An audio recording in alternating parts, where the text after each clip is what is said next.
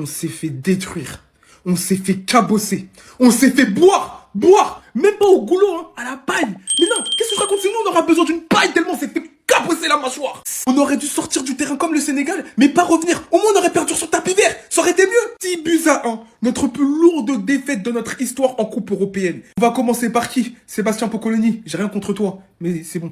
La porte, elle est là. Faire un 4-2-3-1 aussi offensif au Santiago Bernabéu, sachant que notre équipe est malade, c'est du suicide. Tu nous as envoyés au suicide collectif. En plus de ça, dans un schéma aussi offensif, le pressing, il doit être impeccable. Là, il n'y avait pas de pressing. On les regardait dès qu'ils étaient dans la surface. On les a regardés. C'est une honte. La prestation est honteuse. Même pas un semblant de révolte. Et toi, Kylian?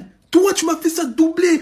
T'étais remuant partout sur le côté, à droite, à gauche. Tu voulais nous éteindre. Alors qu'on est ton ancien club, tu sais qu'on est malade. Tu veux nous éteindre, nous allumer. C'est ça que tu me fais. Alors toi, je ne veux plus te voir porter le maillot de l'AS Monaco.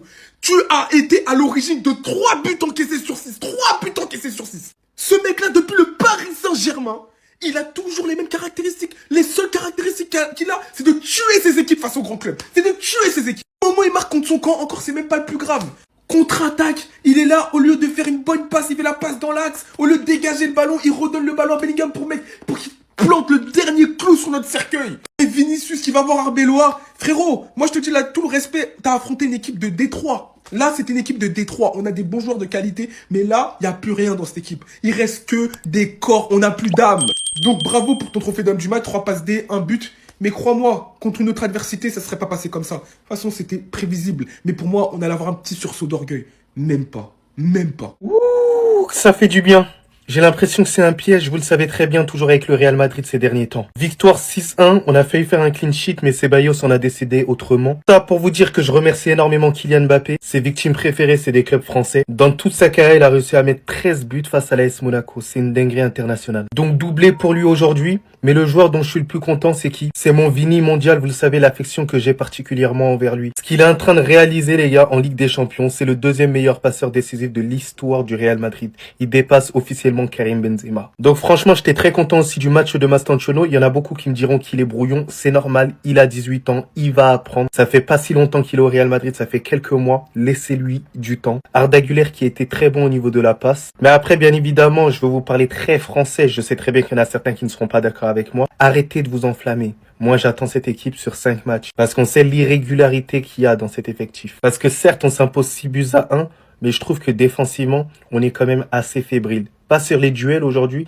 mais sur certains placements. Et je pense contre une équipe beaucoup plus conséquente, beaucoup plus méchante que face à Monaco, on peut prendre un bouillon. Donc, faut pas s'enflammer. Faut rester sur cette voie-là. Marquer énormément de buts, ne pas se relâcher. Être méchant et revenir au plus haut niveau. Là, on assure quasiment notre place en 8e de finale. C'était important pour nous.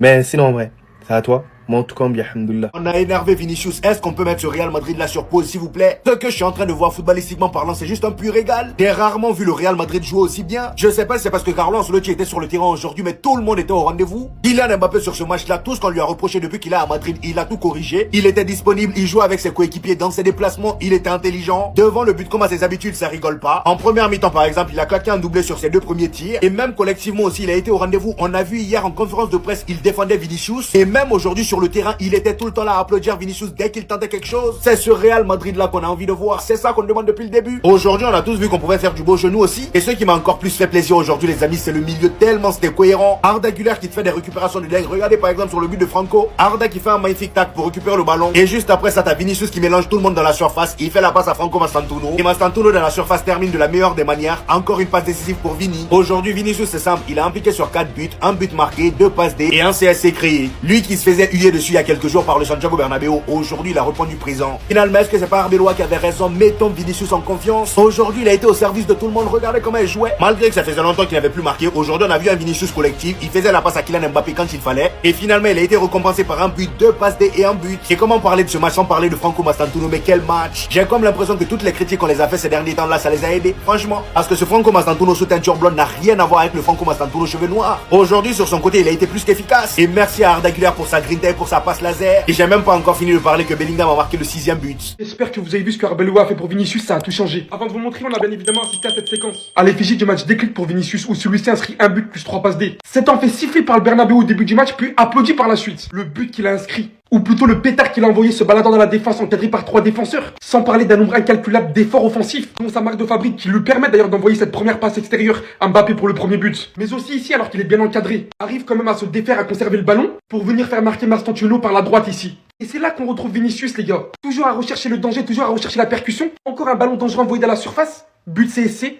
Passe D accordé à Vinicius. Et bien évidemment que ce monsieur n'est pas pour rien. Arbeloa a compris qu'accorder tout le crédit à Vinicius, lui donner les clés de l'équipe, c'est faire gagner le Real Madrid, c'est rendre meilleurs tous ses joueurs. Depuis l'arrivée d'Arbeloa, vous le voyez défendre Vinicius comme un yinche. Quitte à perdre son honneur, quitte à penser que limite il se foutait de notre gueule. Il a donné de l'assurance à Vinicius, tel que hier on a vu des images où celui-ci disait à Vinicius: tu es capitaine. À toi de me dire si les joueurs en retard, on doit les amender ou pas. Leur fixer des amendes. Lors du dernier match, il est probablement passé par sa phase la plus compliquée. Mais aujourd'hui, tout le monde se réconcilie. Et Vinicius montre, en devenant le deuxième meilleur passeur de l'histoire de la Ligue des Champions au Real Madrid, que ce joueur peut encore tout faire.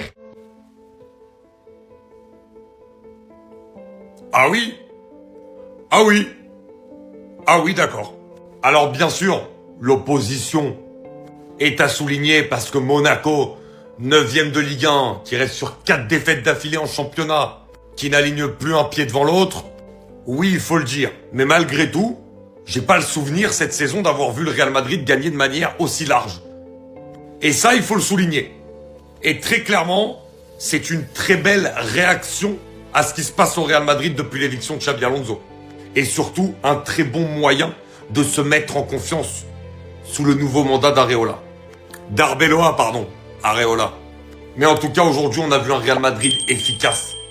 Et un Real Madrid surtout avec des joueurs qui se trouvent, avec des opportunités, avec un collectif qui aime jouer ensemble, avec des choix forts également. Bellingham, Güler dans le milieu de terrain, Mastantuono à droite. Arbeloa a osé et très clairement, ça a fonctionné. On va attendre de voir maintenant évidemment sur la durée ce que pourra donner ce Real Madrid, mais très clairement, c'est un très bon moyen de commencer la nouvelle page d'Arbeloa au Real Madrid. Monaco. Hein? En ce dit, si on te demande si tu es à Barcelone, il faut dire non. Et puis quand ton contrat finit à Monaco, là, tu vas vers Fenerbahçe, c'est-à-dire Turquie, Inde, en tout cas, va où tu veux. Mais il n'y a plus de voir au Barça. Barcelone, je ne suis pas comme ça, vaut rien. Monaco. Et puis tu les vois, ils jouent en première division de championnat français. Hein. Je comprends pourquoi le championnat français est nul. Je comprends pourquoi la Ligue 1 française est nulle. Monaco. Ils sont là comme ça, Bulan, pa. Vous êtes où? C'est quelle église à Monaco? Et puis ils sont les potes de l'Allemagne. Et puis il y a Kerrer. Les défenseurs à Kerrer, ou bien quoi là? Il est tellement tocard là, il donne but à droite. Attends, qui m'a envoyé ce matin sur là? Mastupino avait nous marqué, Mastupino. 6 buts. Vous avez gagné 6 buts. Monaco. Qu'est-ce que vous êtes nuls. Non, Monaco est nul. Vous êtes trop nuls. Des faux rien comme ça. Et puis jouer en première division du championnat français. Je comprends pourquoi le championnat français est éclaté au sol nul.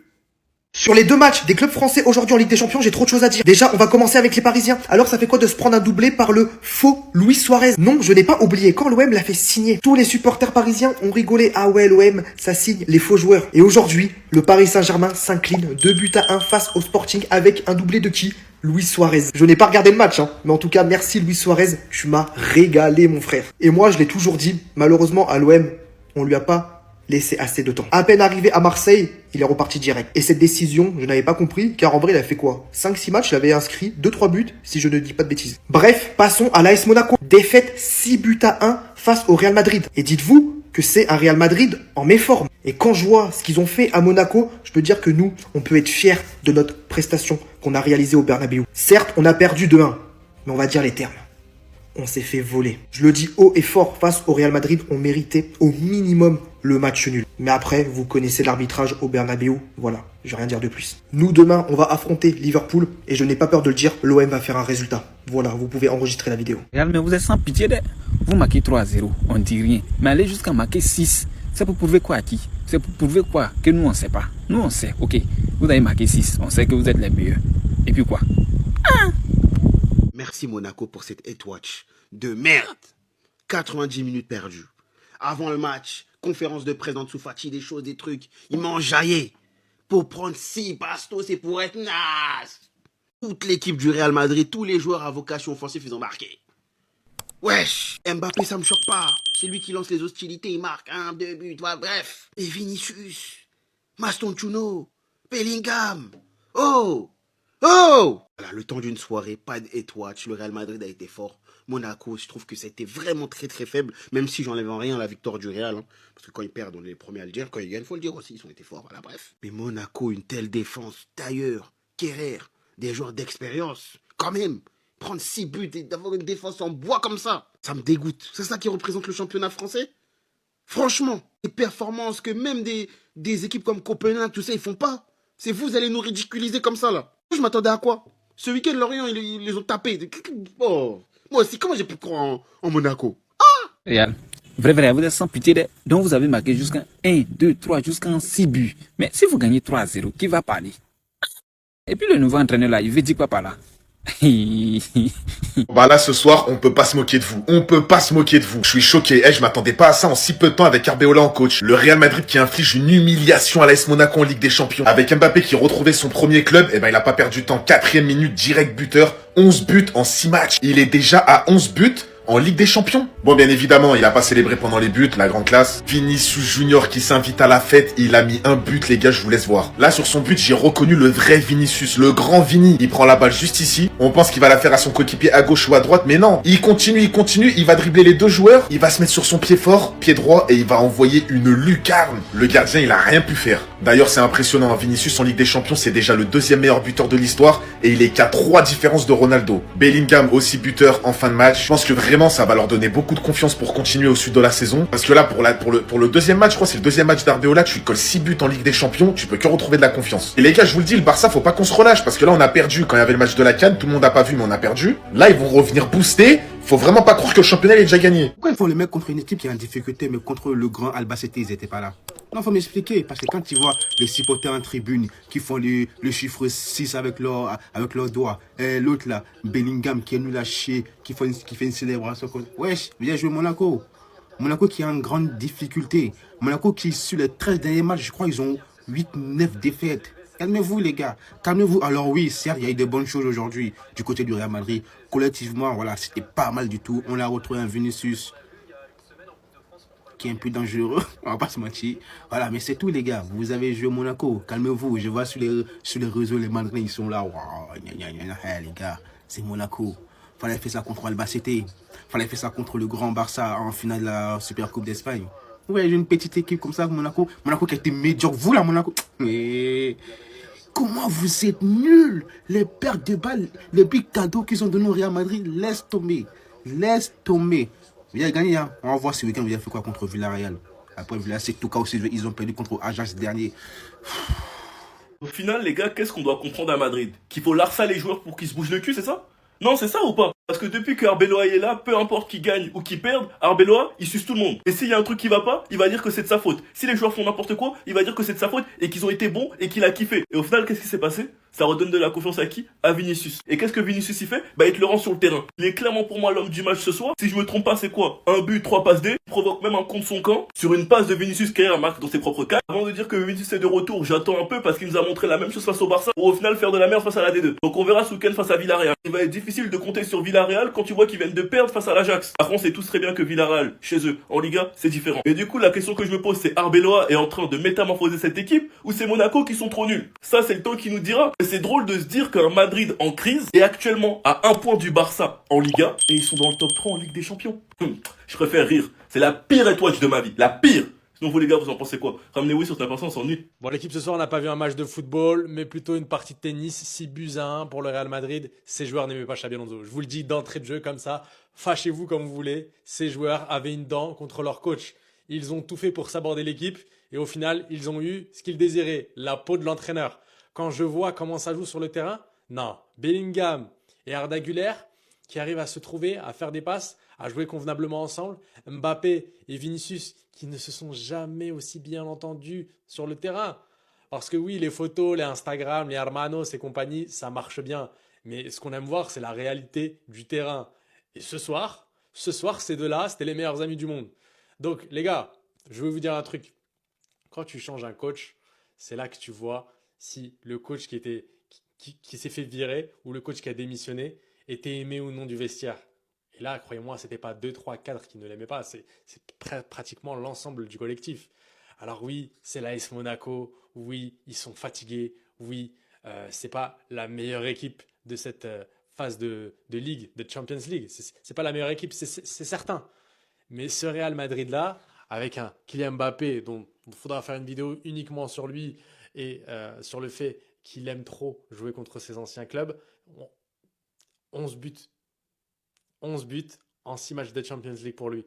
Et certains disent aussi, oui, non, il faut pas qu'il joue au Real Madrid, il vient affaiblir l'équipe. Arrêtez avec ça. Il faut que le débat il s'arrête.